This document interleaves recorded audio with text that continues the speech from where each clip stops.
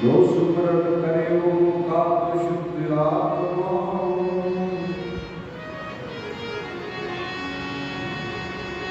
हे ईश्वर परमात्मा तेरा सारे के प्रकाश, आज भी तेरी आस है तो कल भी तेरी आस। मंचासीन सदैचार्य कर्मवीर जी शास्त्री धर्माचार्य आदेशना नागरिक मातृशक्ति धर्म के विलासी सज्जनों और बच्चों,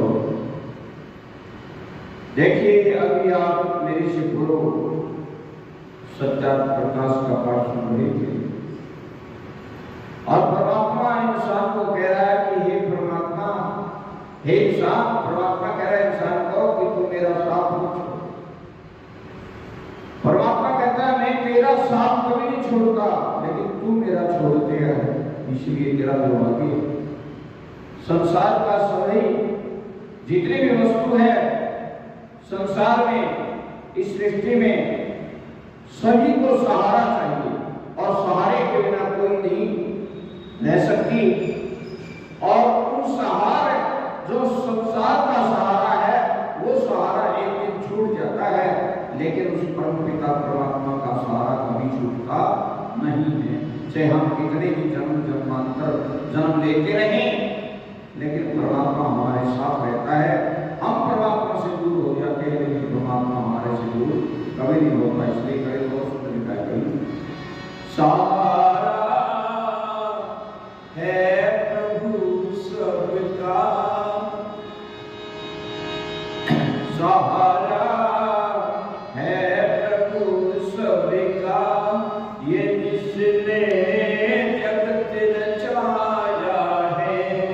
सहारा है प्रभु सबका, ये जिसने जगत रचाया है। वो दिल में वास करता है, लिखा वेदों में पाया है। सहारा है प्रभु सबका, वो जिसने जगत रचाया है।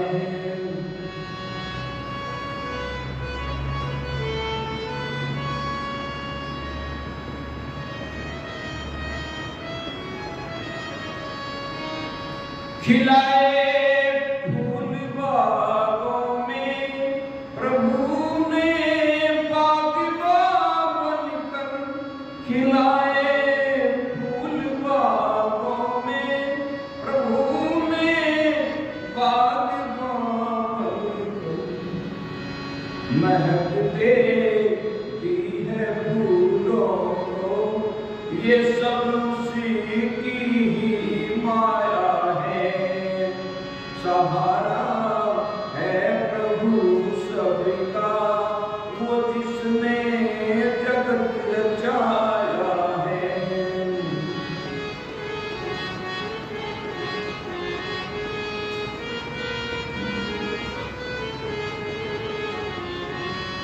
कहीं घनी घोर जंगल है, कहीं झीलें ही झीलें हैं।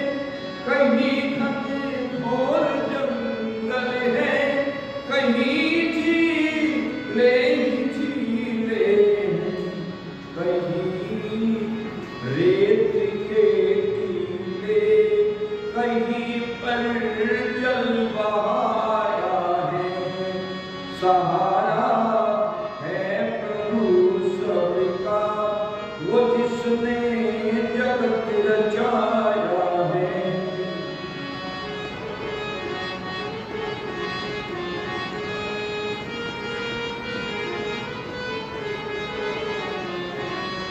ये ज्योति भी उसी की है, जो रोशन चांद सितारों में।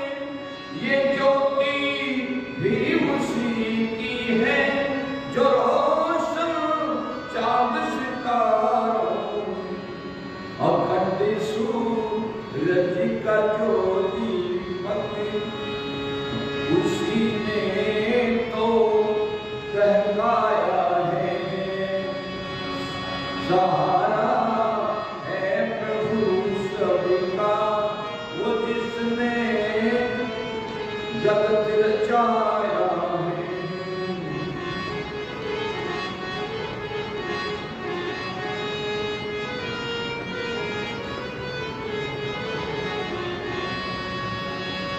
है ये शब्दों के सभी मोती कलम से जिसे पिरोए हैं। है शब्दों के सभी मोती कलम से जिसने पिरोए। ये पद भी वो सचिन सारथ उसी दाता का साया है। सहारा है प्रभु सबका वो जिसने जगत रचाया है। सहारा है प्रभु सबका वो जिसने जगत रचाया है। सहारा है प्रभु सभी का वो जिसने जगत रचाया है। देखिए, जो परमात्मा की शरण में आ जाता है उसे संसार में किसी से डरने की जरूरत नहीं, क्योंकि वो निर्भय हो जाता है, वो निडर हो जाता है, वो किसी के सामने झुक नहीं सकता। झुकता है केवल परमपिता परमात्मा के सामने। इसलिए स्वामी दयानंद के जीवन को अगर हम पढ़ करके देखते हैं तो अनेकों घटनाएं ऐसी आती हैं जो स्वामी दयानंद ने उनका डटकर के मुकाबला किया और जो कहा वो कहा कि मैं परमात्मा की व्यवस्था से अलग नहीं जा सकता। संसार की व्यवस्था को ठोकर मारती उस ऋषि ने, ये है परमात्मा के भक्त के काम। तो इसलिए बहुत सुंदर कवि ने इतने बढ़िया बढ़िया भजन लिखे कवियों ने, उनकी हम क्या चर्चा करें। इंसान को परमात्मा से दूर नहीं होना चाहिए। एक बार की घटना है कि एक गुरु और चेला साधना के लिए जंगल में जा रहे थे।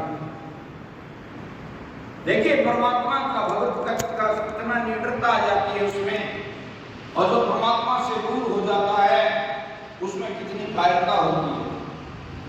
दोनों गुरु चेले चले जा रहे थे, बहुत अच्छा प्रस्ताव देखा और गुरु ने कहा कि हम यहीं बैठ कर की साधना करेंगे। जंगल भी आमान था, चारों ओर हरी हरी घास थी, बैठ गए। साधना में मन लग गया गुरु जी का, और चेला बैठा है, आंख बंद करे और खुल जाए, उसको मन में ये कि कोई शेर वगैरह आकर खाना नहीं, डरता है क्या।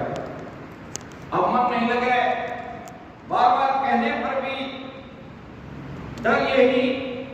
वो खुदा ने खासा ऐसी बात हुई कि शेर ही आ गया और चेला डर करके पेड़ के ऊपर चढ़ गया और छुप गया पत्तों में। अब शेर आया, गुरुजी परमात्मा के भजन में लीन थे। शेर ने देखा कि ये भगत है परमात्मा का। ऐसा हिंसक जानवर भी नम्र हो जाता है, और उसने एकदम देखा और चारों ओर से चक्कर लगा करके वापस चला गया। चेला ने देखा तो बड़ा ये तो अजब तमाशा है। अब वो नीचे आया, बेचारा डरता डरता शेर चला गया। अब गुरुजी भी ध्यान से अलग हुए, तो अब दोनों चल पड़े। चलते चलते गुरुजी के सामने एक मच्छर आ गया और गुरुजी एकदम पीछे हटे, मच्छर से डरते। चेला ने कहा कि देख गुरुजी, आपने बड़ी अजीब बात की, शेर आया तब तो आप आराम से बैठे रहे, ध्यान में लगे रहे, और एक मच्छर से डर गए। बोले इसका कारण क्या है? तो गुरुजी ने कहा देखो, जब शेर आया तब मैं परमात्मा के पास था, जब शेर आया तब मैं परमात्मा के पास था, के पासु। इतना कमजोर कायल है, कायल के साथ भी सत्संग भी यही होता है कि सत्संग भी परमात्मा के साथ जुड़ करके सत्संग होता है, कायरों के साथ नहीं होता। इसलिए गीता आपके सामने और वजन रखता हूं। क्या कहा?